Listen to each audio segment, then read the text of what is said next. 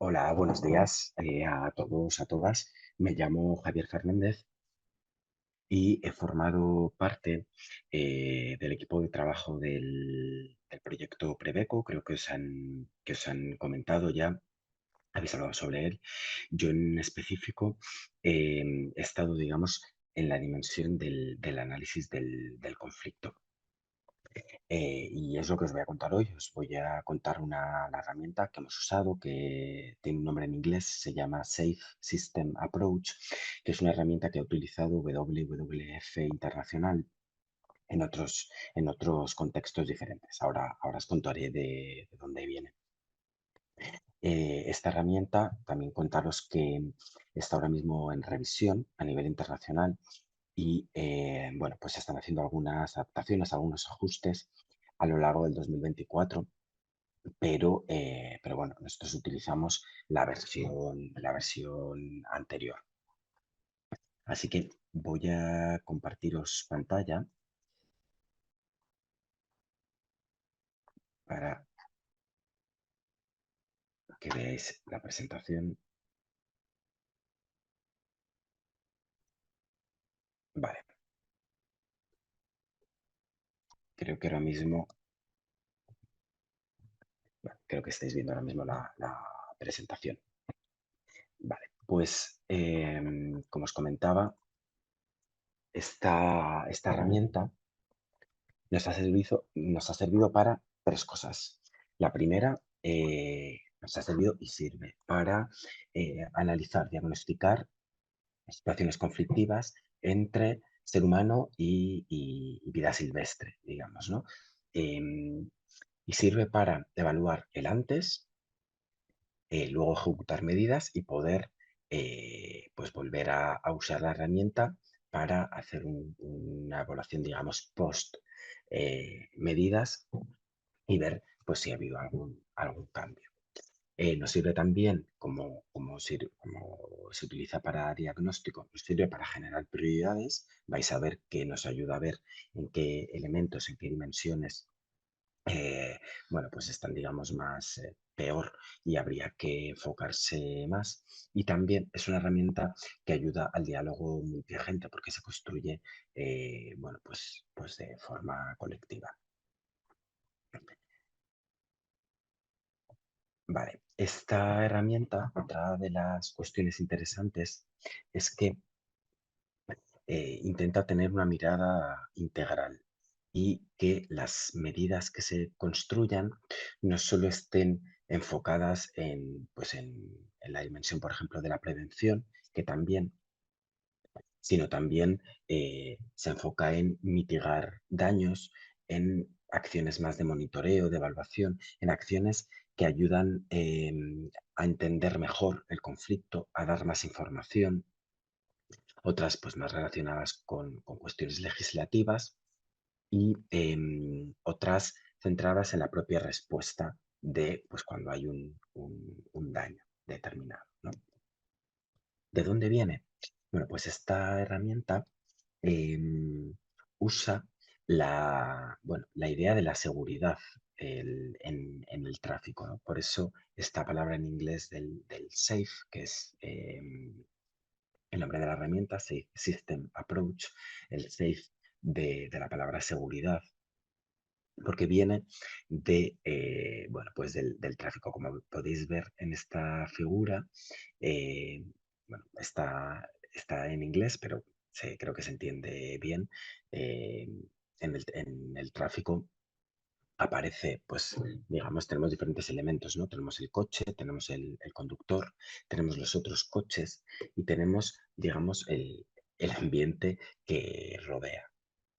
Entonces, em, sí, en lo que es bueno, pues para ejecutar medidas para tener seguridad en el tráfico, nos preguntamos, descomponemos, digamos, todos estos elementos y nos preguntamos cómo puede cada uno de los elementos estar seguro, pues nos vendrían diferentes acciones, ¿no? Pues normas de tráfico para relacionarnos entre unos conductores y otros, elementos de seguridad en el coche, ¿no? Pues buenos frenos, airbag, ¿no? O, para el, digamos, para el ambiente, pues también buena señalización, mejora quizá en elementos conflictivos de carreteras, ¿no? Que puedan ser difíciles o que pueda haber concentración de accidentes. Bueno, pues hay diferentes medidas que podríamos tomar. Pues esta idea es la que utilizaron desde WWF Internacional, en concreto para trabajar con zonas donde hay tigre y, bueno, y había, pues digamos, daños por parte del tigre pues a ganadería, pero bueno, pues también tenían elementos pues de seguridad hacia hacia los propios ganaderos, ¿no? Entonces, hicieron esta misma cuestión, se preguntaron cómo cada uno de los elementos, las personas, los animales, el propio tigre como especie y su hábitat, cómo podían estar seguros, ¿no? Pensando en que la seguridad no es que si conservamos o uno de los elementos está seguro, el otro tenga que estar inseguro, sino cómo todos pueden estar seguros, ¿no? Y a partir de ahí desarrollaron pues la herramienta que os voy a contar. Por nuestra parte, hicimos esta aplicación ante los daños de el conejo a la agricultura, ¿no? Entonces nuestros elementos pues eran diferentes, ¿no? Por supuesto que no tenemos tigres, ¿no? Pues teníamos a la población que digamos, por una parte agricultores y por otra parte también cazadores. Teníamos cultivos, teníamos la vida salvaje, que es el propio conejo, y su hábitat. Y la pregunta que nos hacíamos era, pues, cómo cada uno de estos elementos pues, puede estar seguro, puede estar protegido, puede estar, digamos, bien, ¿no? A ver, voy a pasar. Siguiente. Vale. Con estas grandes preguntas, digamos, esta primera gran pregunta que es, pues, el propio elemento, ¿no? ¿Cómo pueden estar los cultivos seguros, por ejemplo? Sería lo que llamamos nuestra meta estratégica. Y a partir de ahí fuimos desarrollando pues una serie de objetivos, que ahora veremos algunos ejemplos, y cada objetivo, eh, pues un criterio, digamos, más específico, ¿vale? De cumplimiento.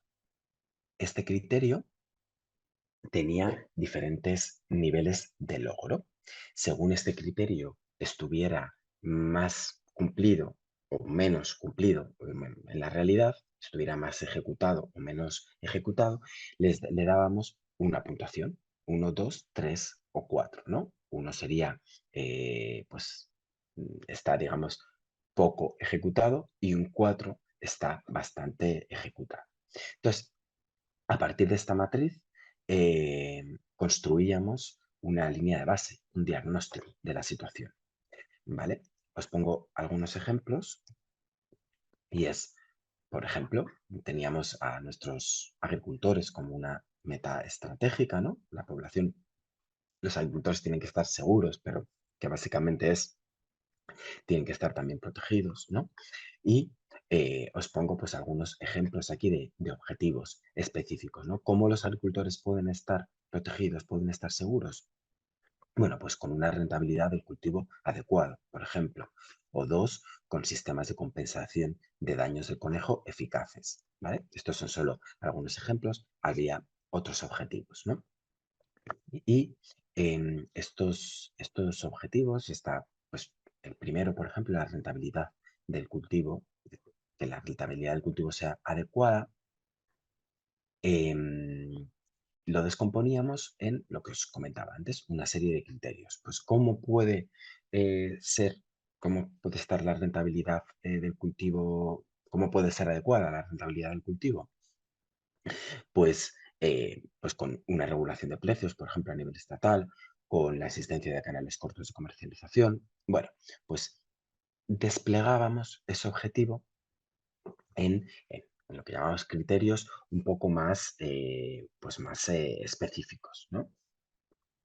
Si veis, cada uno de estos criterios está relacionado pues, con las dimensiones que veíamos al principio, ¿no? Si es una cuestión más relativa a la legislación, como veis en la tabla, pues hay algunas otras relativas pues, a cuestiones de mitigación, ¿no? De daños, de hacer de que los daños, digamos, sean menores antes de que se produzcan, ¿no? O cuestiones más de respuesta. Cuando se ha producido el daño, pues cómo se hace una buena respuesta. Y la última columna, como os comentaba antes, tiene la dimensión de la puntuación, o sea, eh, cómo, digamos, qué nivel de cumplimiento, qué nivel de logro tiene este criterio, ¿no? Y les dábamos diferentes valores, el 1, el 2, el 3 y el 4. El 1 sería la situación, digamos, peor, ¿no? En este caso, el precio de los cultivos no es suficiente para cubrir gastos de una agricultura tecnificada, por ejemplo, ¿no? Eso sería el, el- digamos, la peor situación. Y la mejor situación, pues que el precio de los cultivos sí es suficiente para las ganancias y para ahorrar, por ejemplo, para posibles adversidades, ¿no? O sea, y el 2 y el 3 serían intermedios, ¿no? Entonces fuimos completando esta tabla de forma esta matriz, de forma que teníamos una herramienta que nos permitía evaluar en qué situación estábamos para cada uno de los criterios. Estamos en la situación 1, estamos en la situación 4, ¿sí? Y a partir de eso, voy a pasar. Bueno, aquí tenemos otros ejemplos, ¿no? De con los cazadores, con los cultivos, ¿vale? No vamos a ir en detalle a cada uno de ellos, es sobre todo para que entendáis un poco la herramienta, ¿vale? Esta herramienta, como os decía, la construimos desde cero, ¿vale? Entonces, utilizando pues, un poco la inspiración de WWF Internacional, pero como el conflicto que hay sobre los daños a la agricultura y el conejo es absolutamente diferente a las cuestiones que trabajaban con los tigres, ¿no? La construimos, digamos, desde cero. ¿Cómo fue el proceso de trabajo? Bueno, pues como veis, hicimos una primera reunión con el equipo de Preveco, que era un equipo también multigente, en el que había pues algunas organizaciones de agricultores, algunas pues más dedicadas a la conservación, estaban también organizaciones de seguros, organizaciones de cazadores también. Bueno, creo que han comentado el proyecto previamente. Hicimos una sesión, os decía, pues con todos estos agentes de presentación inicial. Luego un pequeñito equipo de trabajo, hicimos un borrador de toda esta herramienta que la revisamos y cada agente pues realizó un feedback. Esto nos pilló en medio de la pandemia y tuvimos que hacerlo de forma telemática. Luego hicimos un par de talleres conjuntos en el que pues revisamos más en detalle algunos elementos que no quedaban claros o que, bueno, pues que faltaban, que había que hacer más ajustes y ya tuvimos con esto el diseño final de la herramienta, ¿vale? Entonces, una vez que tenemos la herramienta completada, vamos a pasar, una vez que tenemos la herramienta completada, hay que utilizarla, digamos, aplicarla en contextos diferentes para ver el diagnóstico, ¿no? Para ver, ok, en qué situación de cada uno de los criterios, con las puntuaciones 1, 2, 3, 4, en qué situación se está. Hicimos dos aplicaciones, una a nivel autonómico con el equipo de Preveco y otra a nivel comarcal, ¿no?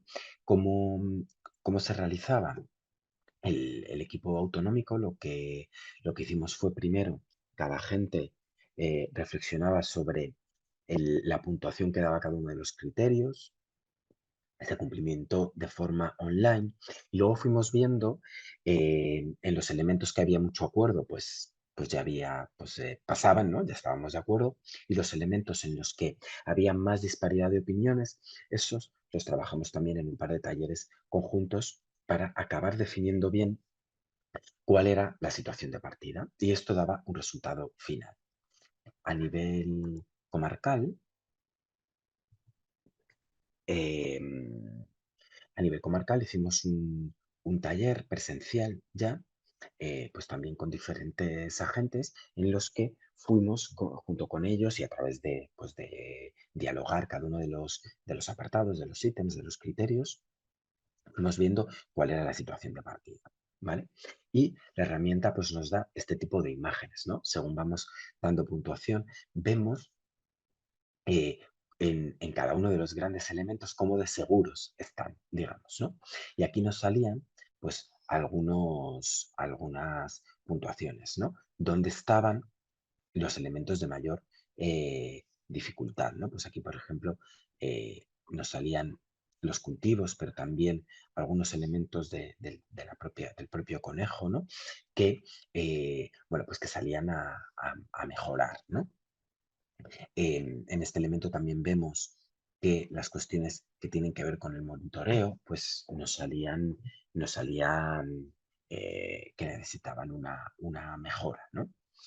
Si nos vamos, digamos, a cada uno de los elementos, os acabo de enseñar una media global, ¿no?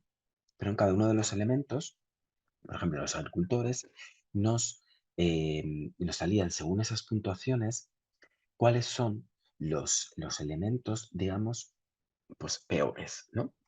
Que podríamos entender que estos elementos son donde habría que, pues quizá, poner más hincapié, ¿no? Aquí, por ejemplo, en esta diapositiva que veis los cultivos, es- casi todos los elementos salían más bien bajos, o sea, no salían, digamos, muy altos, ¿no? Pero había algunos de ellos que salían especialmente bajos, ¿no? Por ejemplo, como veis aquí, el seguimiento de daños o que haya un conocimiento apropiado, por ejemplo, a la hora de prevenir los propios daños, ¿no? Lo mismo con el conejo, bueno, pues veis, no nos da tiempo a entrar en detalle en todo, pero sobre todo es para que os llevéis pues una idea general de los lugares en donde había pues que hacer, digamos, mayor hincapié, ¿vale? Esta es una tabla resumen final de cómo estaban las medidas ejecutadas, ¿no? Que habíamos planteado en la tabla y vemos que más o menos sí hay un poco de equilibrio entre todas las medidas, ¿no? Bueno, esta es una misma gráfica, ¿vale?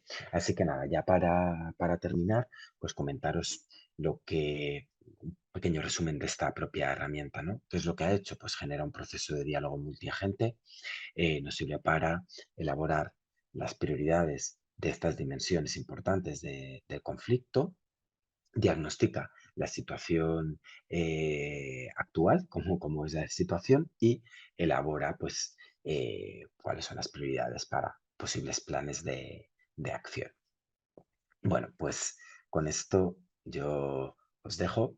No he podido estar allí con vosotros, con vosotras, pero bueno, espero que algún compañero que esté en la sala, si tenéis alguna duda, alguna cuestión, os la pueda resolver. Pues nada, muchas gracias y un saludo. Vale, bueno, pues pasamos al siguiente ponente, que es Jesús Carrasco, que es de la empresa NTT Data, que es una asistencia externa que hemos tenido en Iberconejo. Y él ha estudiado una acción que tenemos de impactos ecosistémicos y económicos del conejo. Y han generado una herramienta para el análisis y además llega a hacer un análisis económico incluso local. Y he hecho algunos ejemplos de algunos términos municipales. Aquí. Pues buenos días a todos, todas. Muchas gracias por venir y por darme la oportunidad de venir a explicar qué es lo que estamos haciendo en NTT Data en temas de conservación de la naturaleza. Hoy, sobre todo, va a ser una ponencia o va a ser una presentación un poco disruptiva en lo que suele ser conservación de la naturaleza, porque vamos a hablar de economía ambiental. Vamos a hablar de cómo empezamos a utilizar la información que tenemos en la naturaleza para asociar indicadores cuantitativos cualitativos a indicadores económicos que me expresen una relación entre las especies silvestres, los ecosistemas, individuos específicos, como en este caso el conejo de monte, con el uso, demanda social que existe de explotación y disfrute de la especie, como con otro tipo de actividades que se desarrollan alrededor de ese uso y demanda que hacemos de la especie. En primer lugar, presentarme quiénes somos en Entity Data. Entity Data es, por hacer un símil, la telefónica japonesa, es Nippon Telecommunication and Telegraph. Nació allá por la época de los samuráis, en la que estaban poniendo el telégrafo en Japón, y los samuráis han llegado a todo el mundo. Somos una empresa de tecnología que, para que entendáis un poco lo que hacemos, fueron los creadores de los emojis que utilizamos hoy en día en los móviles cuando escribimos WhatsApp, etcétera. Es una empresa tecnológica que está distribuida en todo el mundo. Yo estoy específicamente trabajando a región europea con Latinoamérica de forma transversal, con lo cual lo que desarrollamos y pensamos es un pensamiento conectado y sistémico con los compañeros de Latinoamérica, de tal manera que lo que se desarrolla allí en conservación vemos de qué manera lo exportamos a Europa y a España, y lo que desarrollamos aquí en España, de qué manera lo podemos adaptar y exportar a Latinoamérica. Entonces, trabajamos muy de la mano con un fin común. ¿Por qué Entity Data, una empresa tecnológica japonesa, se interesa por trabajar en naturaleza? Pues igual que hace 10 años en el Acuerdo de París, ya o más, el cambio climático fue uno de los grandes retos. La crisis que tenemos de biodiversidad y naturaleza es otro de los grandes retos que tenemos a día de hoy todos para asegurarnos nuestra persistencia futura. Las empresas están totalmente en pañales en cómo abordar esta crisis, cómo empezar a compensar todos los impactos, y nos dedicamos con el conocimiento de campo que tenemos, el conocimiento técnico que se tiene, a desarrollar herramientas digitales que puedan ayudar a esas empresas a cumplir con esos compromisos que están adoptando de ser positivos en el 2030, de vivir en armonía en el 2050, etcétera. Todo lo que le viene de las regulaciones internacionales, cómo lo van adaptando. Yo estoy ubicado dentro de lo que es la vertical de naturaleza, pero trabajamos en temas de cambio climático, certificaciones energéticas, construcción sostenible y demás. Y al ser naturaleza, tengo una relación muy transversal con agua, emisiones, circularidad, etcétera, porque soy quien agrupa toda esa información para luego dársela a las empresas en los reportes corporativos que tienen que hacer de información financiera, información no financiera, que tienen que dar a los reguladores, o ayudar a cómo las administraciones públicas tienen la capacidad de gobernar todos los datos que se producen en sostenibilidad, que a día de hoy están en verticales. Es decir, la gente de cambio climático no se habla con la gente de territorio. Entonces, no identifican como una reforestación no solamente absorbe CO2, sino que también infiltra agua, retiene suelo y genera biodiversidad. Entonces, por €1 que invierto en el medio natural, puedo obtener 10 de retorno, pero para eso tengo que tener los datos conectados. Y de ahí es donde surge el capital natural. El capital natural llevamos ya mucho, es una terminología nueva en el sentido que llevará 7 o 8 años ya como tendencia en el mercado, o tendencia como metodología de trabajo en conservación. Capital natural lo que intenta hacer es valorar la naturaleza para poder entenderla mejor y poder ayudar a conservarla. La capital natural no es un fin, es una metodología de trabajo para trabajar la conservación de la naturaleza. Capital natural lo que hace es, se refiere el término que tenemos recursos renovables, recursos no renovables, que proveen servicios ecosistémicos a las personas, proveen beneficios a las personas dependiendo cómo usamos, disfrutamos y transformamos esos distintos recursos naturales. De tal manera que necesitamos contabilizar el estado, la condición y la cantidad que tenemos de cada uno de los recursos, y necesitamos contabilizar e identificar cómo la sociedad está demandando, está usando, transformando y disfrutando de esos recursos de la naturaleza. Porque gracias a tener esa contabilidad de demanda y estado de arte de la naturaleza, podremos gestionar mejor esa relación hombre-medio natural. Si la podemos parametrizar y la podemos valorar económicamente, tendremos ya no solamente datos contables, sino datos económicos de valoración monetaria que los tomadores de decisiones que solamente ven números económicos los puedan entender y podamos integrarlos en nuestros objetivos de conservación, que es uno de los grandes retos que a día de hoy nos encontramos. Hablamos un lenguaje que para los grandes tomadores de decisión no lo entienden. Y como no lo entienden, no alcanzamos determinados tipos de objetivos. De tal manera que el capital natural nos da la capacidad de meter dentro del sector empresarial, dentro del sector público y dentro de los tomadores de decisiones algo que hasta día de hoy estaba oculto. Las materias primas que producen vienen de la naturaleza. El desarrollo intelectual humano que desarrollamos viene de la naturaleza. El beneficio social de estar cómodos en un entorno de trabajo o en otro viene de tener espacios verdes. Si somos capaces de integrar la naturaleza dentro de los restos de capitales que conforman una empresa, seremos capaces de tomar mejores decisiones para conservar una naturaleza que nos está dando un beneficio. De tal manera que unificamos conservación, demandas y usos sociales, relación social con el medio y economía, porque al final todo se traduce a números económicos. De esa manera, cuando hablamos de capital natural, hablamos de dos cosas muy diferentes. Se trabaja a dos niveles muy diferentes que son los que hemos intentado incorporar en este trabajo. Por un lado tenemos el recurso natural, que se trabaja como ya lo hemos venido haciendo en conservación de la naturaleza, identificando su condición, su cantidad, su extensión, el estado de estrés que tiene, etcétera, sus riesgos. Y por otro lado, los servicios ecosistémicos. ¿Qué tipo de aprovechamientos o qué tipo de demandas y usos sociales están cubriendo esos recursos naturales? Y eso es una aproximación de estudios sociológicos. Se tiene que identificar bien en cada sitio de estudio cuál es esa demanda social que hay de naturaleza y empezar a poder cuantificarla y monetizarla.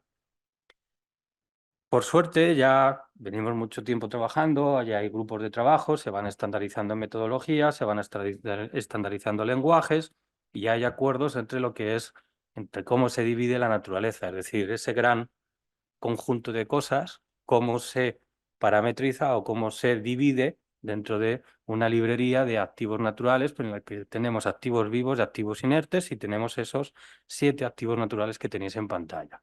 Esta es una clasificación generalista y común. De aquí para abajo, el grado de detalle que cada usuario quiera. Por hábitat, cada usuario, cada desarrollador va a entender una cosa, pero partimos de un código de barras común, que vamos a hablar de biodiversidad como la suma de hábitat y especies. En este trabajo, por ejemplo, cuando hemos trabajado solamente con uno de los activos naturales, el caso de especies, y con una especie singular, como es el conejo. Y en el caso de servicios ecosistémicos, beneficios que nos da el conejo, la Agencia Europea de Medio Ambiente desarrolló la lista CITES, que identifica 92 servicios ecosistémicos que da la naturaleza a la sociedad, y esos 92 se clasifican en estas 3 tipologías. Servicios de uso cultural, como puede ser el disfrute activo, disfrute pasivo, la generación de conocimiento, la educación ambiental, etcétera. O la regulación del ecosistema, del cual nos provee aire, nos regula las tasas de erosión, nos regula la infiltración, regula el mantenimiento de la biodiversidad, etcétera, o el aprovisionamiento de recursos, como es la carne, la piel, semillas, comida, productos agrícolas, etcétera. Objetivo y alcance de este proyecto. Este proyecto empezó con una gran pregunta, la cual era de ¿cuánto vale un conejo? ¿Cuánto vale un conejo? Pues depende. Porque no vale lo mismo un conejo en Albacete, no vale lo mismo un conejo en Portugal, en el Alentejo portugués, o no vale lo mismo un conejo en Huelva, en Ayamonte. Y ya no te digo un conejo en Cantabria. Depende, porque un conejo, dependiendo del lugar donde esté, tiene unos usos y demandas que tiene un valor social y tiene unos costes por los impactos y las dependencias que genera. Entonces, si yo te hago un estudio de valoración a nivel nacional de un conejo, voy a llegar, como siempre, a unos datos macro que va a ser un acto de fe. Y te lo vas a tener que creer. Porque cuando empieces a mirar en los datos, no vas a encontrar el origen del dato. Y como no vas a encontrar el origen del dato, es un acto de fe. Entonces, cambiemos el enfoque. Desarrollemos una metodología de trabajo que sea escalable, que puedas aplicar de abajo hacia arriba. 5 minutos, Perdón, que me he liado. Trabajemos territorio a territorio con una metodología que sea lo más generalista posible, que integremos la mayor cantidad de impactos, dependencias, servicios ecosistémicos, basados en los estudios previos, basados en la información de terreno que tengamos, para que sea robusta, trazable y reportable, y lo pueda replicar a cualquier sitio. De tal manera que se ha trabajado con grupos previos, con los trabajos que se vienen haciendo previos dentro del LIFE y trabajos anteriores, con los grupos de participación del LIFE. Se ha desarrollado una metodología de contabilización y valoración basada en jerarquía de conservación y se ha testado con 2 casos prácticos. La metodología, por un lado, impactos positivos. Cogimos la lista CICES de los 92 servicios ecosistémicos, identificamos 17 que son comunes para el conejo en todos los territorios. Y cada uno de esos servicios ecosistémicos tiene una metodología de valoración cualitativa, cuantitativa y económica. Cuantitativa de la caza, extracción de conejos respecto al esfuerzo de caza. ¿Cuántos cazadores, cuántas jornadas de caza, cuánto número de conejos se extraen? Valoración económica, costes de viaje, de dónde vienen esos cazadores y cuántos están gastando por jornada de caza. Generamos 3 tipos de alcance de valoración económica. Si se tienen datos porque he hecho encuestas, el dato será más preciso. Si no tengo la capacidad de hacer encuestas o hacer un estudio de terreno, podré generar supuestos prácticos, pero en ese caso, al ser un supuesto, un escenario, será menos preciso. Lo tienes identificado de cara a que cuando tomes una decisión la estás haciendo en base a datos más o menos robustos.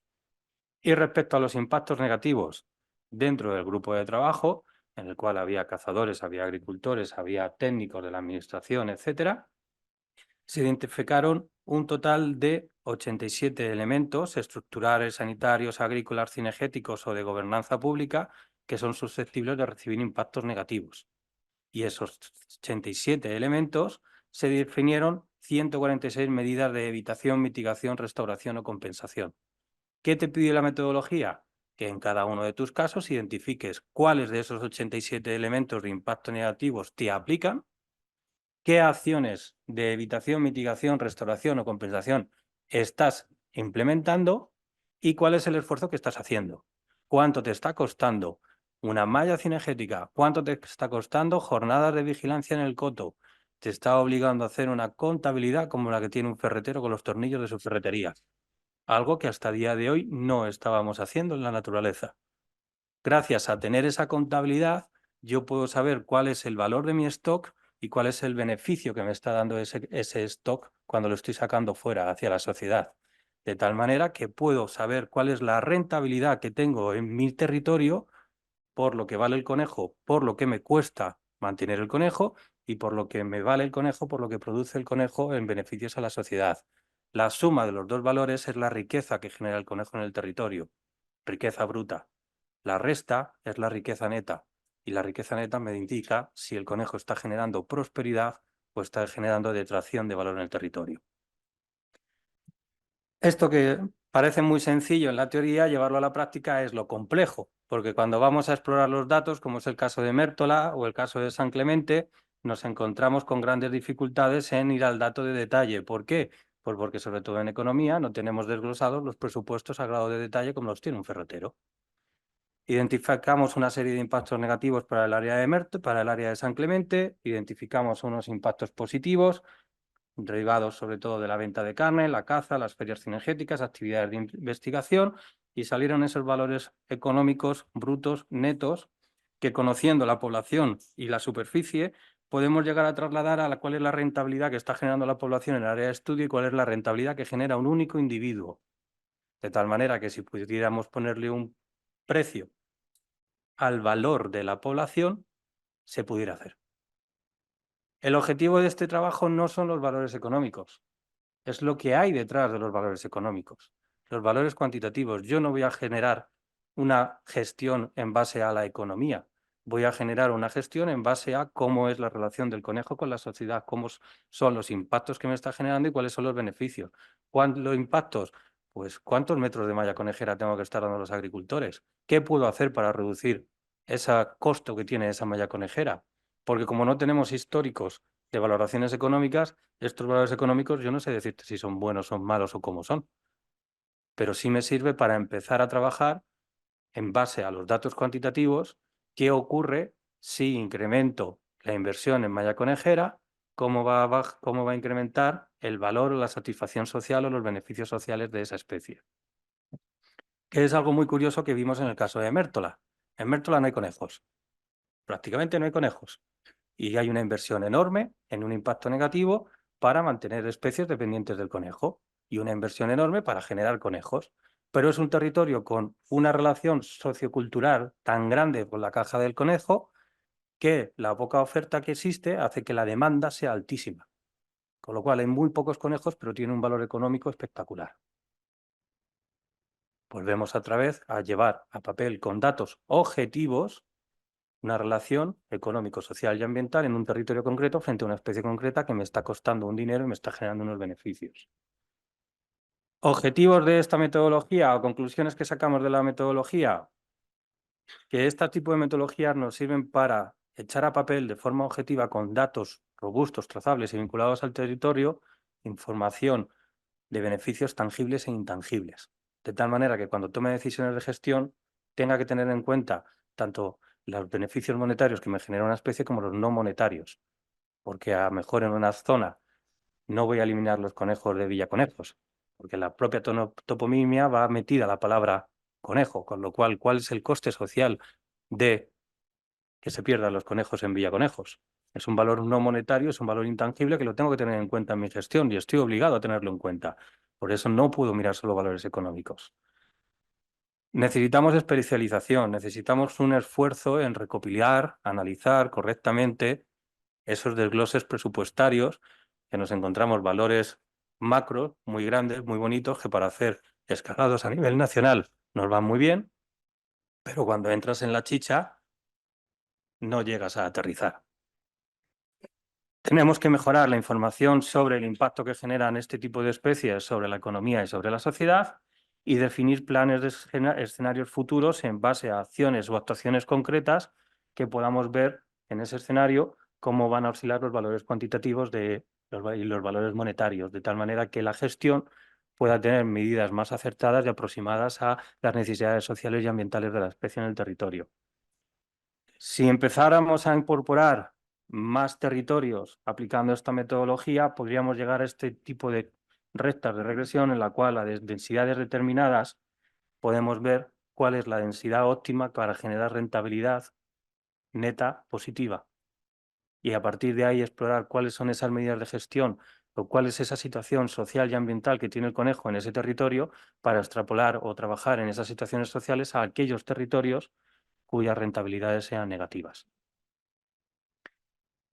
Y hasta aquí. Disculparme en este vídeo.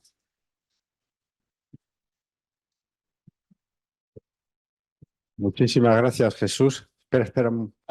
Tenemos unas pocas preguntas. No sé qué os parece. A mí, esta acción que ha hecho Jesús Carrasco en el Iberconejo nos ha parecido muy, muy original. Él lo que hace es una calculadora para decir qué vale el conejo en algún sitio. Por cierto, no has dicho las cifras. No, Donde el conejo, donde es muy, muy escaso, que fue en Mértola, que es una población de Portugal donde no hay conejos y el cazador se vuelve loco por este tipo de caza, pues creo que eran 12.000 euros, ¿no? Lo que vale anualmente el conejo. En cambio, en San Clemente, donde hay más daños que beneficios, a pesar de que hay una feria de caza y que el cazador de conejo aprecia la especie, simplemente los protectores para el viñedo y todos los perjuicios que producía, pues la calculadora de Jesús salía menos 32.000 euros, ¿no? Me parece. Claro, mirar Mértola, por ejemplo, que se está generando una rentabilidad de 6 millones. Imaginaos el impacto que tiene en la economía y en los puestos de trabajo de la región de Mértola, en la cual es una región de 1.200 kilómetros cuadrados, que obviamente las densidades son tan bajas que no llegábamos a tener datos de densidad específico, por lo cual no llegamos a saber cuál es la rentabilidad de cada individuo, pero os podéis hacer una idea de la rentabilidad que da un conejo en Mértola, solamente por la demanda social que genera y el atributo cultural que tiene asignada a la especie. En cambio, en el caso de San Clemente, los impactos negativos que genera la especie son muy altos respecto a los positivos, aunque es una región donde la caza tiene un peso muy específico como aprovechamiento de la especie, pero aún así, a pesar de generar unos impactos negativos muy altos, la rentabilidad de la población no genera un impacto tan sumamente negativo en la economía local. Entonces, aquí es donde se generan... ¿Qué ocurre? ¿Qué ocurre en San Clemente para que toda la subjetividad, toda la información subjetiva de una relación social que me están generando en el territorio de esos impactos negativos, luego no se están traduciendo en impactos económicos? Y lo identificamos en los costes del seguro agrario. El seguro agrario, el impacto negativo de los pagos por seguro agrario era tan sumamente bajo que hace que esos datos sean así. Es decir, nos encontramos que a pesar de que había muchas quejas por daños de conejo, el seguro agrario prácticamente eran 12.000 euros de pago de seguro agrario al año. Era una cifra ínfima. Entonces, ¿qué está pasando? O el seguro agrario no está funcionando bien, o los agricultores no están reclamando bien las pérdidas al seguro agrario. ¿Qué situación social nos estamos encontrando en ese territorio? Porque está pitando eso frente a esos datos. Entonces, el haber podido llegar con este tipo de trabajos a montar esa contabilidad de ferretería al territorio, te da la capacidad de identificar de forma objetiva un problema y a partir de ahí empezar a trabajar con medidas y con soluciones de detalle. Dinos un poco cómo lo podríamos utilizar, por ejemplo, si tenemos que planificar la prevención de daños en un municipio, ¿qué habría que hacer? En primer lugar, elaborar escenarios y empezar a hacer que la calculadora tenga un enfoque sistémico en el que pueda yo ver cuáles son las consecuencias de, si aprieto este botón, cuál es la consecuencia que tengo aquí, aguas abajo. Para eso tienes que empezar a modelizar, a incorporar modelos matemáticos disponibles que ya existen sobre qué pasa si yo incremento una repoblación, cómo va a mejorar la infiltración. En el caso del conejo, modelos sociales, modelos ecológicos, en el que pueda empezar a predecir qué va a ocurrir en un periodo de 1 o 2 años si empiezo a trabajar de esta manera y de esta forma detallada con el conejo. En el caso de no tener modelos matemáticos, al final lo que voy a hacer es una elaboración de escenarios en base a multiplicador de un indicador. Voy a tener un indicador en el que voy a decir, venga, voy a estimar que si incremento el número de metros de vallado de malla conejera en en las zonas agrícolas con daño, preveo que el número de quejas disminuya y veo ya automáticamente cómo me va a salir esa valoración económica de esa acción específica, cuál es el costo-beneficio de esa acción. Si tienes modelos, vas a tener más confianza en ese escenario. Si no tienes modelos, ese escenario lo que te va a obligar es a monitorear para ver si realmente se cumple o no se cumple como lo has predicho.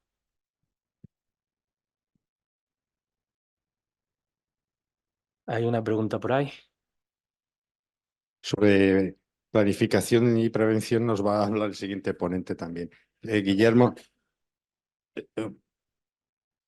Hola, bueno, lo primero me ha parecido interesantísimo. Gracias. Y luego hablaré contigo en privado.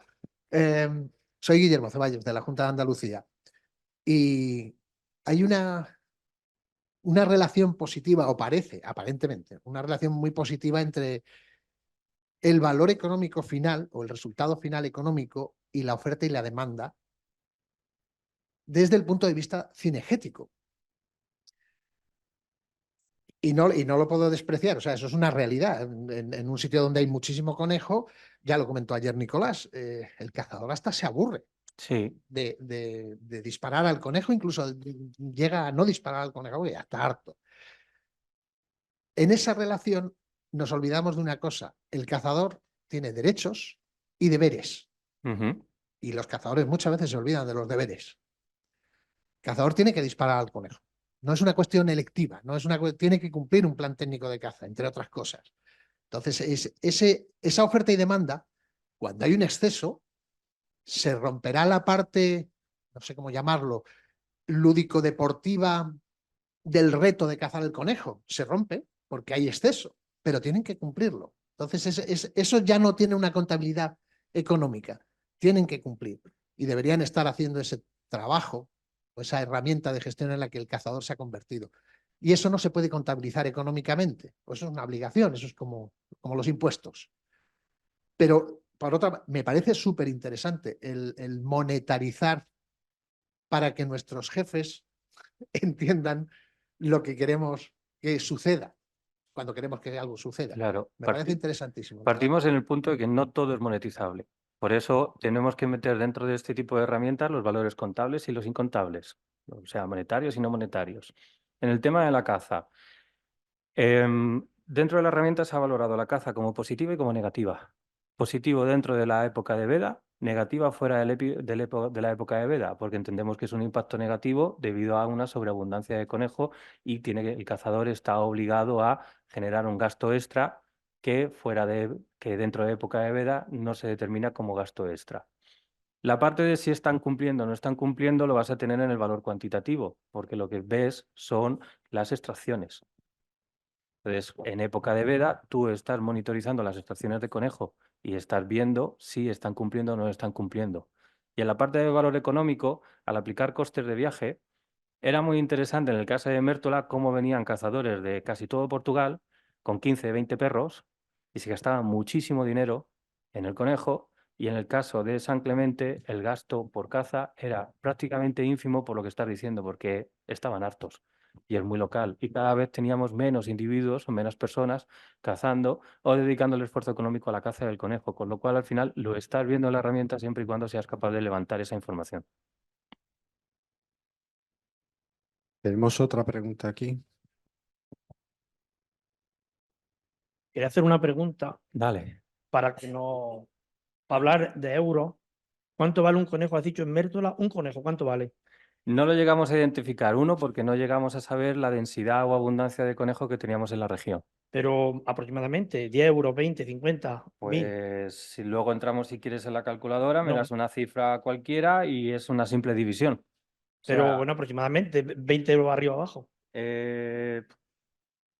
pues imagínate, si en Mértola tuviéramos 1 millón de conejos, divide 6 millones entre 1 millón.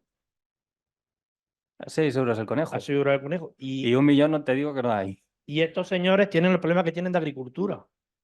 ¿No sería a lo mejor alguna forma hacer fácil que los agricultores puedan vender los conejos a Mértola y le sacan un extra, yo qué sé, en vez de poner pega a la administración, que yo soy parte de la administración, facilitar esas cosas, ¿no? ¿O no? Y no mirar al Algir, un Niculus, claro, si miramos eso ya no lo hacemos. Estás abriendo el gran melón No sé. Vamos. que viene a continuación de la aplicación de estas Es que yo herramientas. creo que lo estamos haciendo más difícil de lo que realmente es. Es donde hay mucho, que es un problema, que paguen bien pagados y que se lleven donde hay poco. Yo no lo veo tan complicado. Si las administraciones quieren, vamos.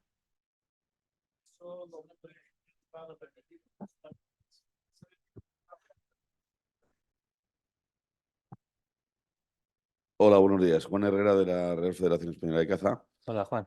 Y bueno, en primer lugar, enhorabuena por la ponencia, me parece muy interesante. Ha habido muchos sistemas de valoración del conejo, Sí. desde indemnizaciones por furtivismo, diferentes estudios.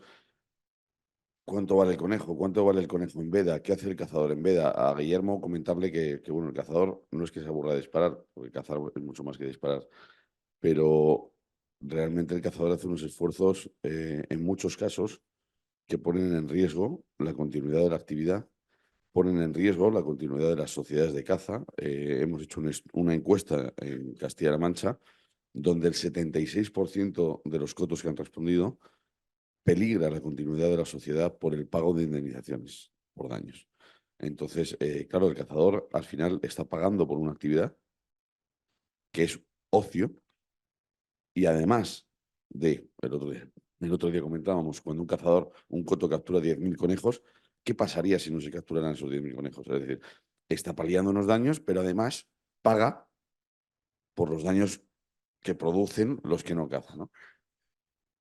Claro, al final el cazador no es un empleado público, el cazador no es un funcionario, el cazador ejerce una actividad por la que paga, que palía unos daños y encima paga por los daños que quedan, ¿no? Entonces, claro, al final la cuerda se tensa hasta que se rompe. Ya digo, el 76% de los cotos peligra su continuidad por el pago de indemnizaciones. O sea, ¿cuánto vale el conejo? ¿Se tienen en cuenta, y ahora la pregunta al respecto, toda la inversión, en este caso del sector cinegético, para la conservación de la especie a la hora de valorarla? Es decir, Sí, si un coto invierte 20, 30, 40.000 euros en mejoras al año, ¿se tienen en cuenta a la hora de valorar esa especie en base a la densidad que haya? correcto. En el caso de Mértola fue lo que nos encontramos. En el territorio de Mértola se hacen dos tipos de inversiones. Inversiones directas para incremento de las poblaciones del conejo, incremento de bebederos, siembras, etcétera, que son inversiones específicas para incrementar esa población, pero que se benefician otras especies de caza. Se beneficia la perdiz, se benefician otras especies. Lo que hicimos fue separar la inversión en dos. Impacto positivo, inversión que va dirigida hacia medidas de gestión de los hábitats para incrementar las poblaciones del conejo, e inversión destinada a otras especies que se benefician de esas medidas. Esa inversión a esas otras especies lo valoramos como impacto negativo de no existir población de conejo suficiente para aquellas especies que son paraguas, que necesitan el conejo para vivir, como la águila imperial o el lince ibérico.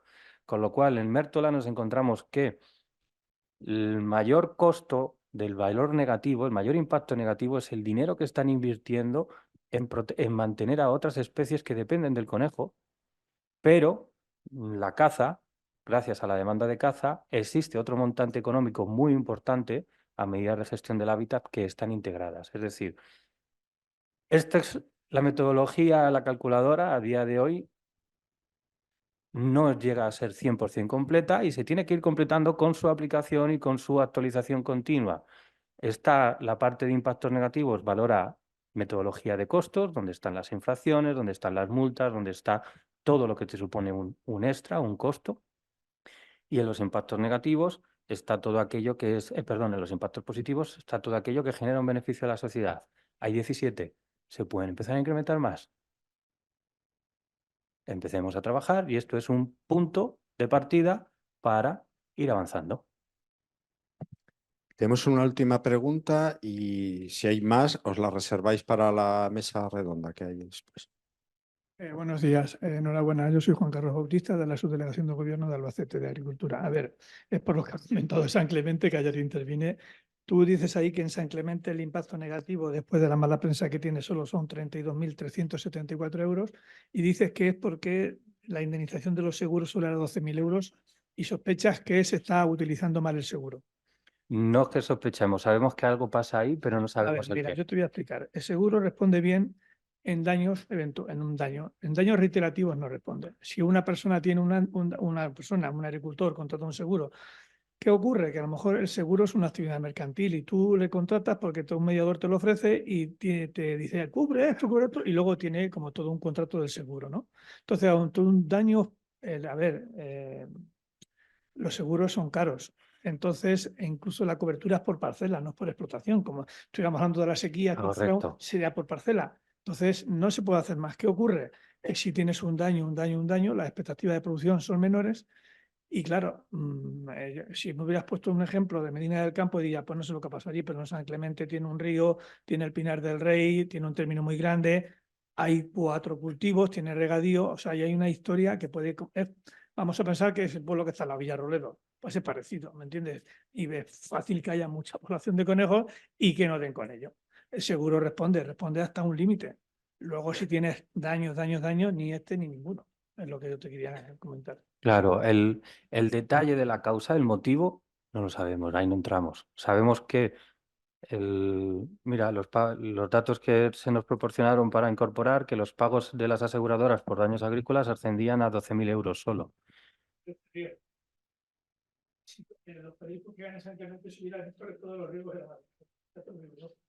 Entonces, nos salía ese dato y ese dato nos generaba esa pregunta. La respuesta a esa pregunta, no la sé.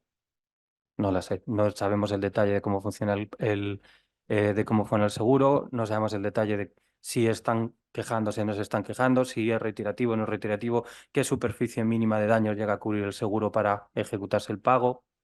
Lo que sí no hemos hecho es meter dentro de las herramientas la reducción de producción de grano, porque eso no es atribuible al conejo, sino que eso lo atribuimos al producto, que es otra cosa diferente. Entonces, cuando sale en el conejo genera daños de unas pérdidas de 12 millones de euros al agricultor. Eso es producción agrícola, no se lo imputamos al conejo, en este caso.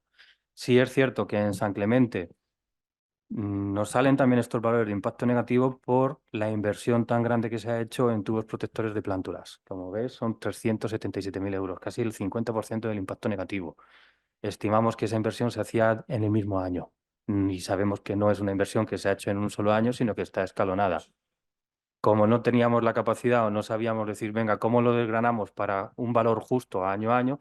Dijimos, venga, partimos de valor cero, la inversión se ha hecho en el año 1, este es el dato y a partir de aquí empezamos a ajustar. Muchas gracias, Jesús. De Ha sido nada. genial. Después seguimos.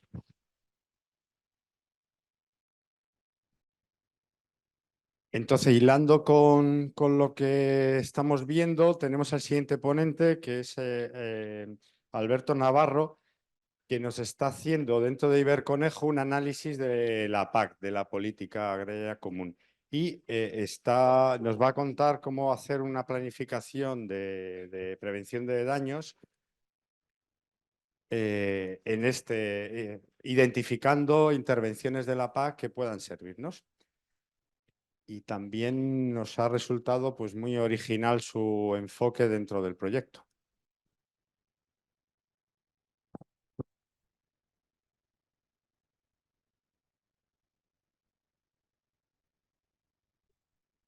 Sí, está. Bueno, la suerte que tenemos aquí es que la mayoría de los que estáis conocéis la PAC, ¿no? Estáis familiarizados con ella. Lo que pasa que yo en mi vida llevo muchos años vinculado a la agricultura y a la ganadería, trabajando profesionalmente más de 10 años con agricultores y ganaderos, aunque soy conservacionista. Lo que me encuentro es que todo el mundo la conoce, pero en la realidad no la conoce. ¿Por qué? Porque es súper compleja. Entonces, aquí me voy a centrar en realmente cuál es digamos, las posibilidades que tiene la PAC para la prevención de daños en Castilla-La Mancha. Pero si tenéis cualquier pregunta para otras regiones o tal, hemos hecho un estudio muy profundo y me podéis preguntar fuera hoy o pedís mi contacto y ahí tenéis el correo, me escribís. Para pasar. ¿Es con el...? Pues no. Bueno, sí, de todas formas, continúo mientras me mira.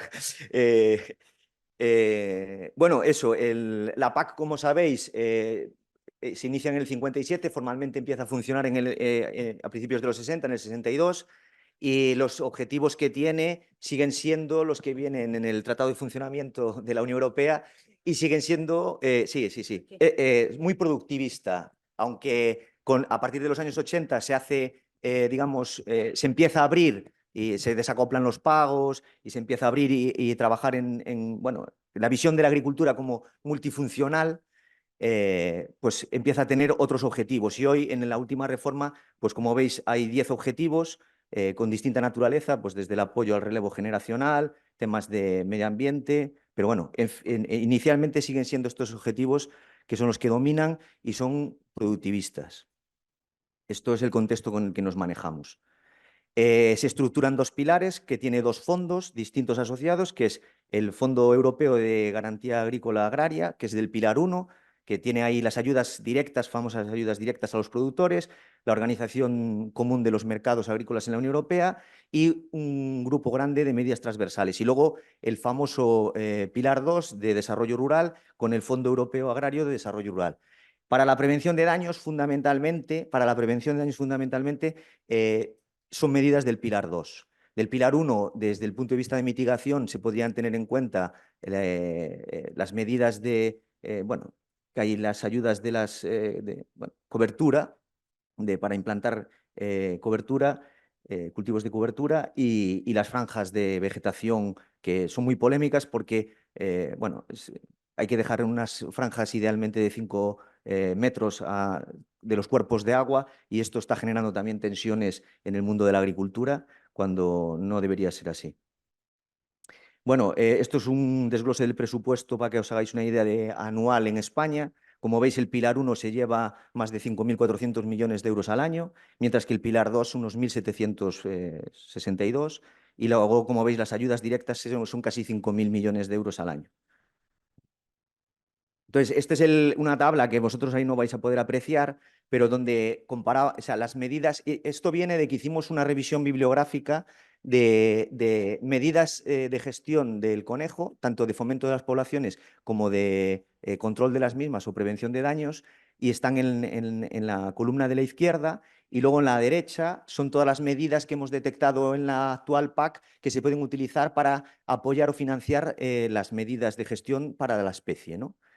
En el caso de aunque no lo leáis, estas tres que señalo ahí abajo son las medidas que hemos detectado en la revisión bibliográfica que se podrían utilizar para la prevención de daños. Y estas dos medidas, que son la 6844 y la 7165 disponibles en la PAC actual, que se pueden utilizar para financiarlas. Ahora las vamos a ver un poco en detalle. Como os digo, están en el Pilar 2. La principal medida que se puede utilizar en toda donde esté programada esta medida, bueno, un inciso.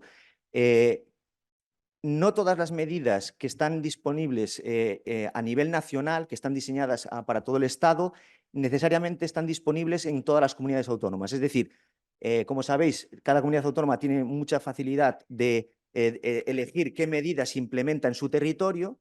Y por lo tanto, que haya un diseño de esta medida, digamos, a escala nacional, no quiere decir que todas las comunidades autónomas la programen. En el caso de Castilla-La Mancha, sí, estamos para el caso de Castilla-La Mancha.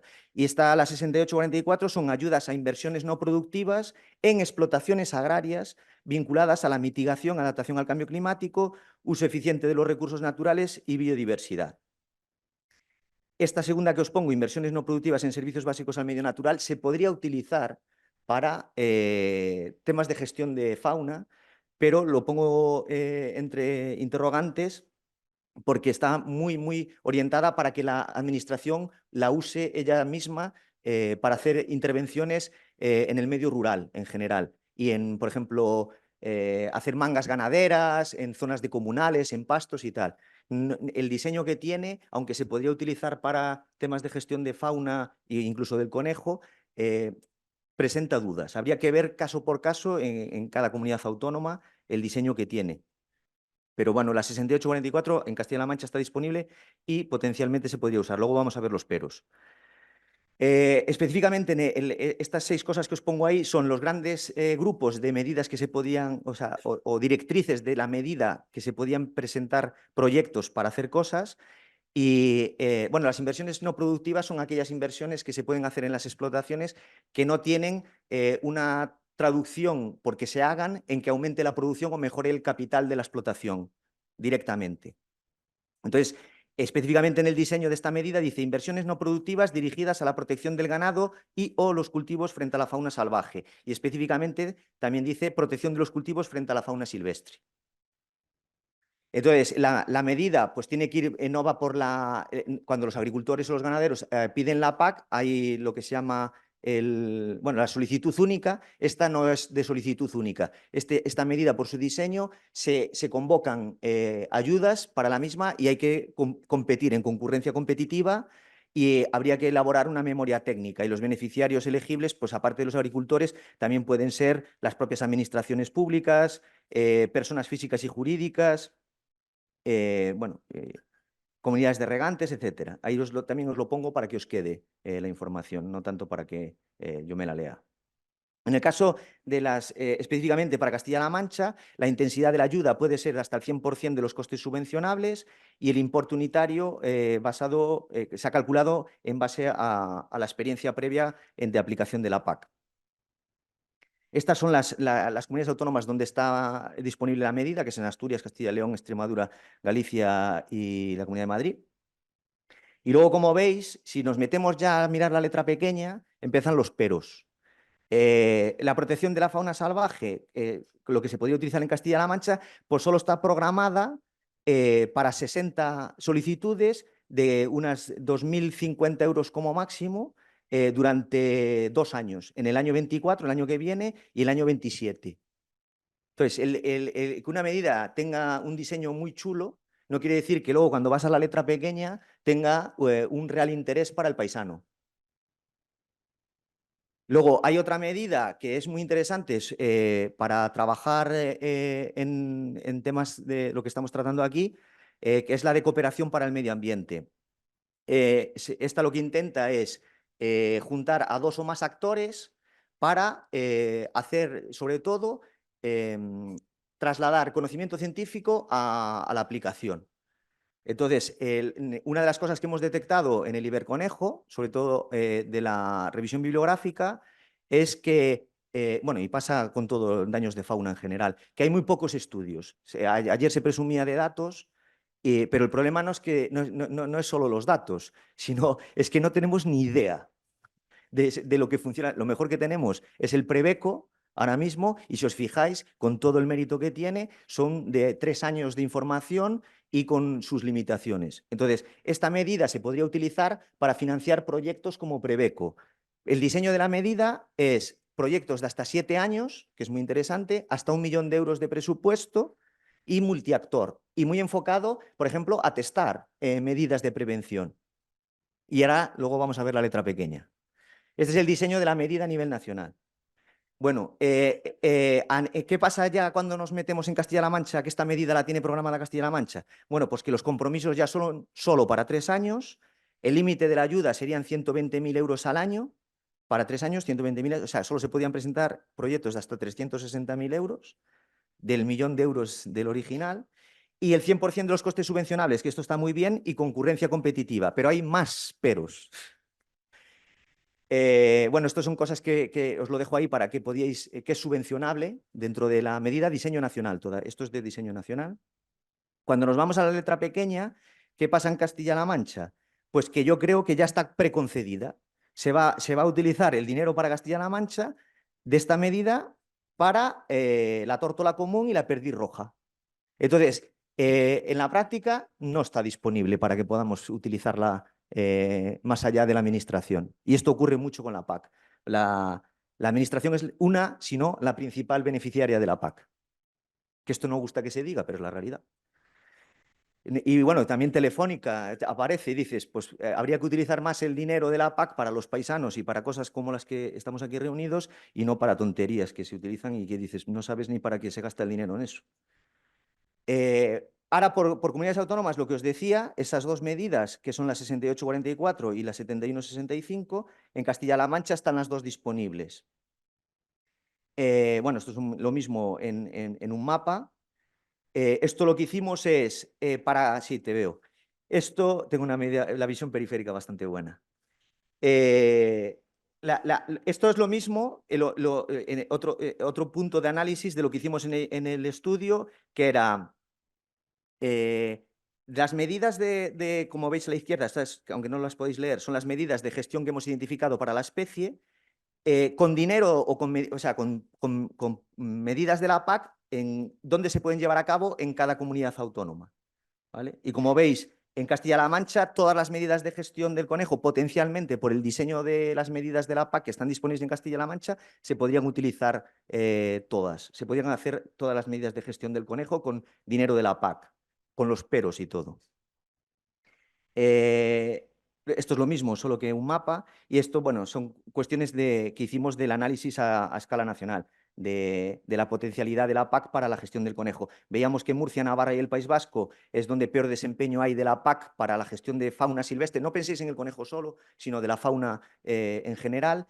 Presentan las mayores limitaciones. ¿Por qué? Porque las 3 medidas que tienen más plasticidad por diseño de la PAC no están programadas en esas comunidades autónomas. Alguna o todas de ellas no están programadas en Murcia, en Navarra y en el País Vasco. Luego, La Rioja solo programa la 6871, que es la que os ponía con interrogante, que es para actuar en el medio rural con temas de medio ambiente, cambio climático, gestión de especies y tal. No la programa, o sea, solo la programa esta medida, la 6871, pero solo la deja usar para la administración. Entonces, claro, los paisanos o la gente local no tiene esa medida, el presupuesto de esa medida para utilizarla fuera de la administración. En Andalucía me llamó poderosamente la atención que ni la 6844 ni la 7165 se programa. Esto limita considerablemente el uso de los fondos de la PAC para la prevención de daños en general en toda Andalucía. ¿Qué pasa? Que yo sospecho que la 6871, esa que os ponía el interrogante, la va a utilizar la administración en Andalucía para financiar, digamos, la compensación de daños. Aparte del FEDER, que también analizamos, que no os lo conté porque no quería poneros la cabeza como una maraca, analizamos también el FEDER por las limitaciones del FEADER que se podía hacer para gestión de fauna con el FEDER, que no me lo pidieron y es un plus que les hice. Aprovechando que me daban dinero y tiempo, pues nada, me eché a la piscina. Luego, la 7165, esta de cooperación, solo la programan 6 comunidades autónomas, que son Aragón, Castilla-La Mancha, Cataluña, Extremadura, La Rioja y la Comunidad Valenciana, pero cada una, como en el caso de Castilla-La Mancha, tiene sus peros. Ninguna programa en plan de maravilla, 7 años, 1 millón de euros, etcétera, etcétera. Financiación del 100% de los costes elegibles y tal. Empiezan la letra pequeña y pasa lo mismo que en Castilla-La Mancha. En Aragón y Cataluña es la que peor diseño tiene para lo de la de cooperación esta que estamos hablando, porque solo permite que los proyectos duren 1 año. Ya terminé. Y entonces, para testar proyectos de investigación, los que sois investigadores lo sabéis, dices 1 año no me vale de nada. Y esto las conclusiones ya las podéis sacar vosotros por vuestra cuenta. Ya os lo fui comentando. Solo un comentario adicional, que la intervención sectorial del sector vitivinícola, que me decía José Manuel, que fue uno de los revisores de mi trabajo, junto con Tamara y otros compañeros, pues permite cubrir los costes de adquisición de los protectores de las viñas, que se podría utilizar, pero también José Manuel decía, con razón, que sería bueno que se pudieran financiar otras medidas de prevención, no solo los protectores. Y esto es todo. Muchas gracias, Alberto. Yo a Alberto además le agradezco que su esfuerzo didáctico. Para mí esto es un tinglado para muchos del proyecto y él nos ha ayudado mucho ahí como si fuera un profesor despacito. Tenemos poco tiempo para la mesa redonda. ¿Alguna pregunta directa, Alberto? Si no, pido a los ponentes que suban. Y lo que estoy pensando, Ana, teníamos hasta -20, quitamos 5 minutitos al café y echamos 15 minutos de mesa redonda. ¿Alguna pregunta directa a Alberto? No te pase nada. Bueno, más que pregunta, es un comentario sobre las medidas que están incluidas en FEADER en Castilla-La Mancha. Es verdad que no hay directamente para paliar daños, pero sí tenemos la administración un proyecto que financiamos con la 6871, que están aquí, contratación de 3 personas, aparte de otros proyectos. O sea, que mi sospecha era la que era. Sí, pero estas 3 personas lo que van a hacer es trabajar para facilitar o reducir los daños o qué medidas podemos implementar sobre el territorio a favor de los agricultores y la gestión adecuada de la caza. Estoy en lo cierto, la 6871 la usáis desde la administración para estas cosas. Sí, estás en lo cierto, sí, pero es para beneficio de todos los castellanos manchegos. Ya. Hola, soy Guillermo Ceballos otra vez. Esta vez no soy la Junta de Andalucía. Ya no quiero ser la Junta. No, sí, soy Junta. No. Solo un comentario respecto a. Totalmente cierto lo que dices, ¿eh? Y organizamos así. Esto es muy importante. No me parece mal, ¿eh? No, escucha, la PAC es muy importante que se sepa que se organiza desde las consejerías de Hacienda. Ni siquiera la de Agricultura, que también tiene su aquel. Así que, ¿a qué se destina o qué medidas? Nosotros podemos pedir lo que queramos, pero luego Hacienda dice, va a ser que no. Sí, o sea, el 6871 va a ser que pero no. tiene matices lo que estás diciendo. Ahora os voy a decir una cosa. Las dos últimas convocatorias, no. En el periodo anterior de FEADER, todo lo que fue concurrencia competitiva en Andalucía fue un fracaso enorme. Las convocatorias de ayudas se quedaron desiertas. Cuando eso lo ve la Consejería de Agricultura, que es la responsable ante Hacienda del cumplimiento de la PAC, dice, ni una vez más vais a sacar vosotros nada a concurrencia competitiva, ni una vez más. Ese 1.000.000 de euros lo cogemos y lo remetemos en el pilar 1 para ayuda directa. O sea que todo tiene su explicación, que no es que hay que seguir intentándolo, porque la concurrencia competitiva al final es necesaria. Pero... Bueno, una de las cosas que, si me permites, una de las cosas que estoy de acuerdo con lo que dices, lógicamente, yo tengo también que incitar el debate y ser un poco incisivo.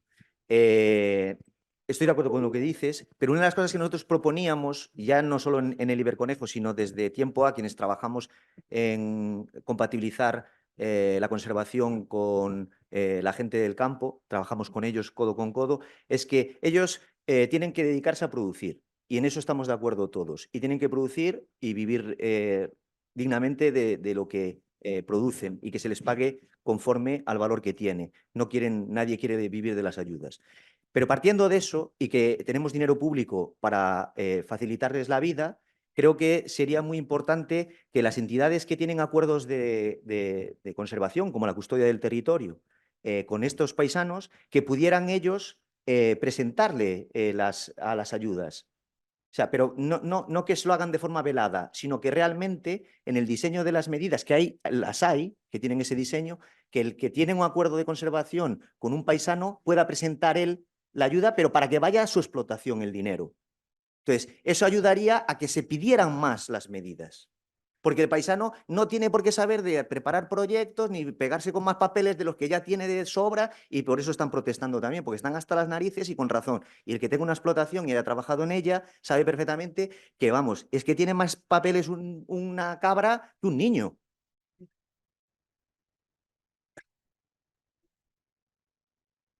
Os recuerdo, estamos ya en la mesa redonda. Podemos retomar las preguntas para Jesús y aunque Javi no está, pero Ramón también puede contestar a la herramienta SAFE que ha contado.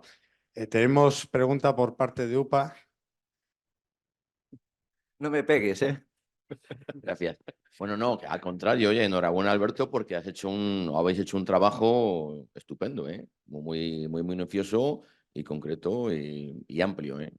Yo lo único que quería comentar era sobre lo que has planteado dentro del primer pilar, que yo creo que es el más importante porque el segundo pilar ya es lo que hay. En lo que hay depende, están las medidas ya abiertas y depende de la voluntad de cada comunidad autónoma y cómo las pueda dirigir, ¿no?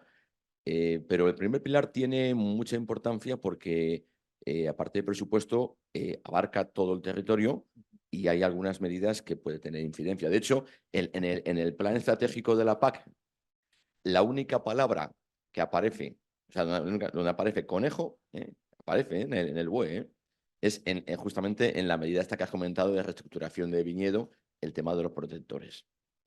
Dicho eso, ahí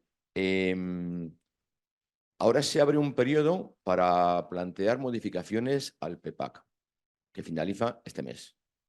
O sea, este mes o primeros del que viene, ¿no? Porque lo va a presentar España a la Comisión ahora en junio, me parece, la aprobará la Comisión y se aplicará a partir de enero.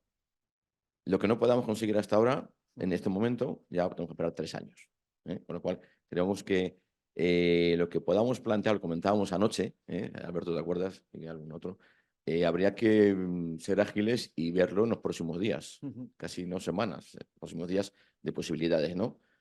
Yo creo que hay posibilidades en el sentido, independientemente del segundo pilar, que digo, es lo que hay, ahí, y depende de la voluntad de las comunidades autónomas, hay posibilidades en la medida del tema de viñedo, por lo que has puesto ahí en la diapositiva, de ampliar el tema de prevención con los sistemas que hemos visto en Preveco y que se están viendo aquí, que comentó ayer Juanfran, para que puedan ser subvencionables. Y eso es importante, pues ya toda la geografía, ¿no? Y luego lo que comentaba ayer, lo que preguntaba ayer, vuestra opinión, y quería saber tu opinión ahora, Alberto, en ese sentido, dentro de los ecoregímenes, y hablando de arquitectura ambiental, no tanto por la condicionalidad, que a lo mejor también podría haber alguna medida por ahí, sino en los ecoregímenes, aparte del tema de las cubiertas vegetales, que tienen su impacto, con el tema del conejo, evidente, ¿no? Al tener una vegetación extra alimentaria frente al cultivo o alternativa al cultivo, con el tema de los espacios de biodiversidad, que van a ser cada vez más miles de hectáreas en superficie cultivable y el impacto que puede tener tanto prevención de daños o al contrario, o nicho para fomentar el conejo o para incrementar daños, ¿no? Eso habría que ver un poco, porque va a tener una evolución importante. Estamos en el primer año y cada vez va a haber más gente que vaya a este tema. Comentábamos ayer en viñedos muy, muy lógicos, se está haciendo ya en viñedos muy, muy deteriorados por sequía, por ataque de conejos. Pues mira, ese 4% se deja para ese tema. Simplemente saber tu opinión en ese sentido. Y lo que decía al principio, creemos que en los próximos días tenemos que buscar algunas medidas concretas para plantear al Ministerio las organizaciones que podamos de la misma línea, pero con planteamientos desde distintas fuentes. Gracias. Yo voy a ser provocador. Para los míos que me van a crujir y a vosotros os va a gustar. Hay una cuestión que es importante, que toda la información científica que tenemos es que al menos hay que dejar un 10% de espacios para la biodiversidad en los ecosistemas agrarios, agroecosistemas, para su mejor funcionamiento. Que podemos estar de acuerdo o no, pero esto es lo que nos dice la ciencia, ¿vale? Ahora bien, en España, a escala nacional, que esto casi nadie lo sabe, te lo decía ayer, el indicador nos dice que el 15,15% de la superficie agraria útil es superficies de alto valor para la biodiversidad. ¿Qué pasa? Que esto se hace a nivel Europa, porque hay sitios que están totalmente pelados, incluso en España, porque esto estoy hablando a nivel nacional. Si lo vemos a escala de mi comarca en Galicia, es decir, nosotros, entre comillas, tenemos sitio de sobra para la biodiversidad en mi zona concreta, en el punto de vista con criterio científico y del estado de las poblaciones. Otra cosa es cómo se practica la agricultura, que machaca sistemáticamente, lo siento, pero es la verdad, los datos son así, machaca sistemáticamente solo por extensión. Es el 38% de la superficie libre de hielos en todo el planeta. Y en Europa también se mantiene la escala. Por eso es el impacto que tiene la agricultura. Pero nadie con dos dedos de frente está en contra de la agricultura, sino cómo se hace la agricultura. Entonces, dejo esas dos cosas ahí y creo que es importante que haya espacios de biodiversidad, porque no solo es para la biodiversidad, es para que funcionen bien los ecosistemas desde los que se produce la agricultura. Lo que pasa es que el contexto que te va...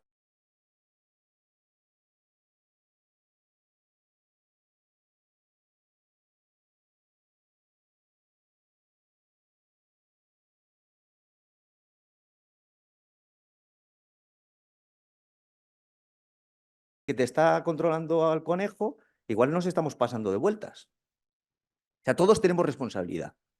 Y no se puede cuestionar el que hace falta espacios para la biodiversidad, pero que al paisano no le tiene que ser un San Benito, una carga.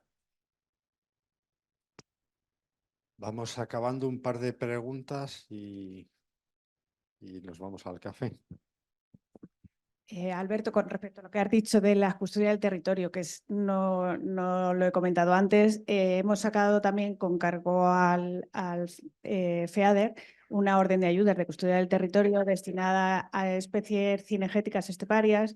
Este primero va con cargo a Next Generation, pero la idea la tenemos programada para, en cuanto finalice esta orden y con lo que hayamos aprendido, porque para nosotros va a ser como una experiencia piloto de cómo funciona y cómo hay que llevarla a cabo, lo tenemos programado en FEADER para volverlo a sacar en este periodo. Entonces, es verdad que no podemos llegar directamente a veces a los agricultores directamente, pero es una herramienta muy útil que ponemos en marcha ahora y que queremos darle mayor difusión.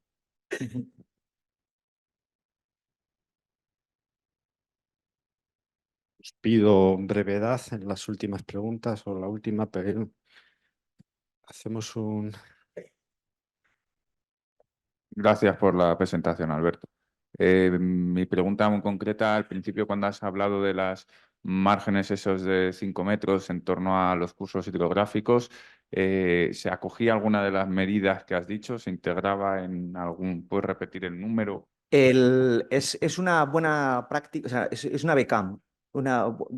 las buenas prácticas agrarias y medioambientales. Entonces, se exige por norma general a nivel nacional que se tienen que dejar 5 metros de vegetación natural o se podría cultivar, pero tiene que ser distinta al cultivo principal para la biodiversidad.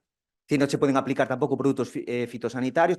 Puede haber excepciones por las comunidades autónomas justificadas que tienen que ver también con buenas prácticas. Y esto sería una medida extraordinaria si se aplica y de hecho hay una capa creada en el SICPAC con donde vienen para que las podáis consultar para ver si se está cumpliendo o no se está cumpliendo.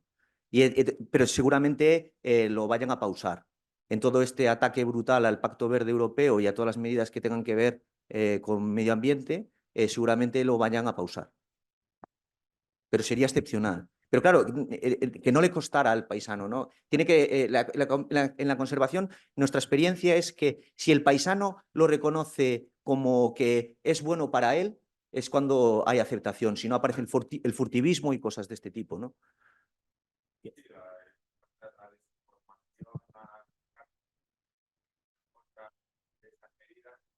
Que no le cueste.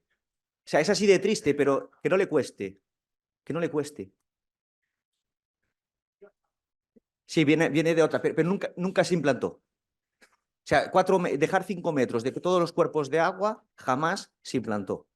Tú vas a cualquier... Yo me dedico de los últimos 12 años a andar de granja en granja y paseándome las parcelas. Y no, a encontrarte que se respete los márgenes de los cuerpos de agua es casi imposible.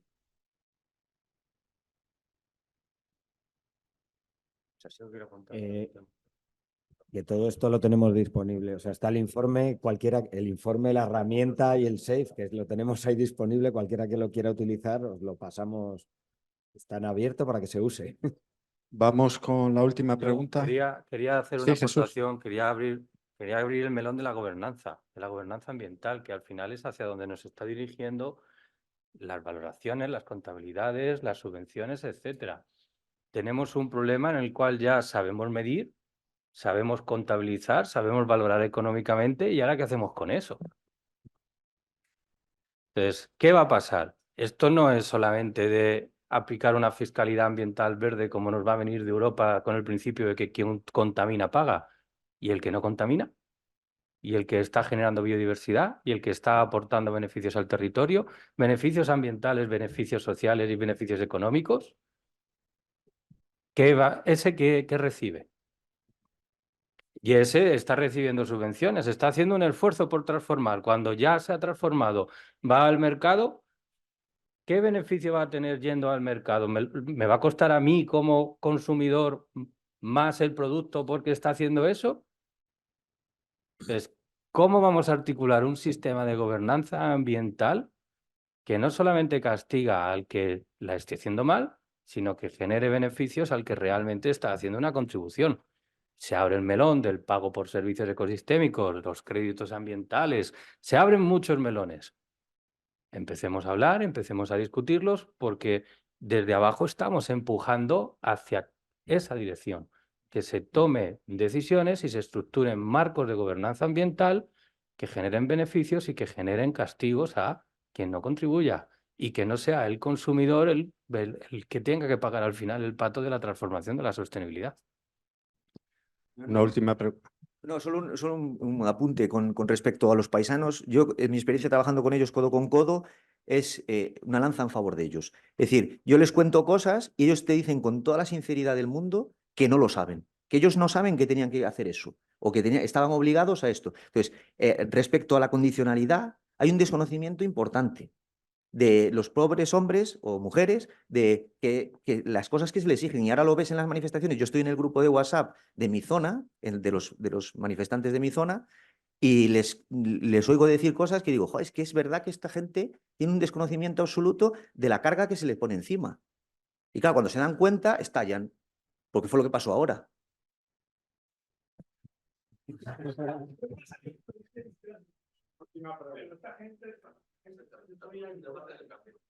Sí. Buenos días, soy Nicolás Urbani. Mi pregunta va dirigida para Jesús. Respecto a los costes fijos, si habéis tenido en cuenta los gastos individuales por cazador para poder abatir un conejo. Se debe tener en cuenta el coste de la licencia de caza, licencia federativa, seguro de responsabilidad civil, licencia de armas, cuota anual del coto, armas y mantenimiento, munición, vestuario, vehículo, combustible, restauración, todas esas cuestiones. Como cazador que soy, te aseguro que ha sido lo que más he podido dominar. ¿Cuánto me cuesta la munición? ¿Cuánto me cuesta el seguro? ¿Cuánto me cuesta el coto? Etcétera. Obviamente hemos ido a un escenario estándar, ¿vale? Para ajustarlo a cada caso. Y en el caso de Mértola, en el que sí se han hecho encuestas a un número de cotos bastante grande, se ha incluido hasta los costes de los perros. Costos anuales del seguro del perro, alimentación del perro, etcétera, porque entendemos que es la manera correcta de identificar cuáles son los beneficios que está generando el conejo por la actividad cinegética y que no se me pierda nada. ¿Cuál es el gran problema de esta herramienta a la hora de llevarlo a la práctica? Que te va a exigir detalle del dato. Y en algunos casos tenemos detalle del dato y en otros casos no tenemos detalle del dato. Y donde menos detalle del dato tenemos es en los impactos negativos, porque no los monetizamos o no los desglosamos. Muy bien, muchísimas gracias. ¿Habéis visto qué dos fichajes fantásticos tenemos? Vamos a tomarnos un café en vez de media hora, 25 minutos. Luego vamos a hacer dos grupos y hacemos una visita al jardín. Y antes de comer, sugiero hacernos la foto de familia con la bandera live para las redes sociales de cada entidad, ¿vale?